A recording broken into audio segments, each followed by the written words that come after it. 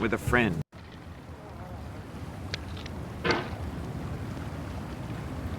There's no feeling more intense than starting over.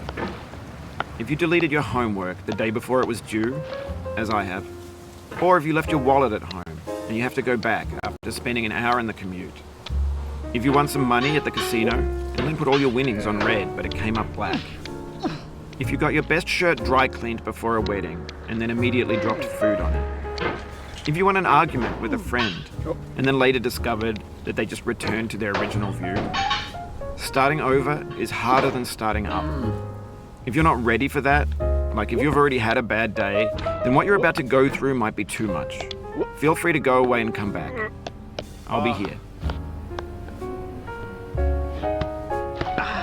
Alright, thanks for coming with me on this trip. I'll understand if you have to take a break at any point. Just find a safe place to stop or quit the game. Don't worry, I'll save your progress, always, even your mistakes.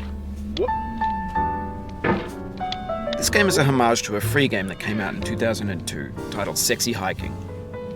The author of that game was Jazuo, a mysterious Czech designer who was known at the time as the father of B games. And B games are rough assemblages of found objects. Designers slap them together very quickly and freely, and they're often too rough and unfriendly to gain much of a following. They're built more for the joy of building them than as polished products. In a certain way, Sexy Hiking is the perfect embodiment of a B game.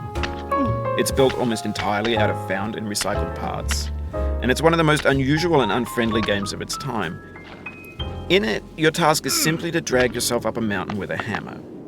And that act of climbing, in the digital world or in real life, has certain essential properties that give the game its flavor. No amount of forward progress is guaranteed. Some cliffs are too sheer or too slippery. And the player is constantly, unremittingly in danger of falling and losing everything. Anyway, when you start Sexy Hiking, you're standing next to this dead tree that blocks the way to the entire rest of the game. It might take you an hour to get over that tree, and a lot of people never got past it. You prod and you poke at it, exploring the limits of your reach and your strength, trying to find a way up and over. And there's a sense of truth in that lack of compromise.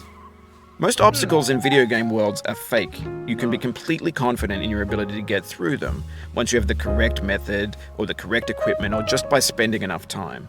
In that sense, every pixelated obstacle in Sexy Hiking is real.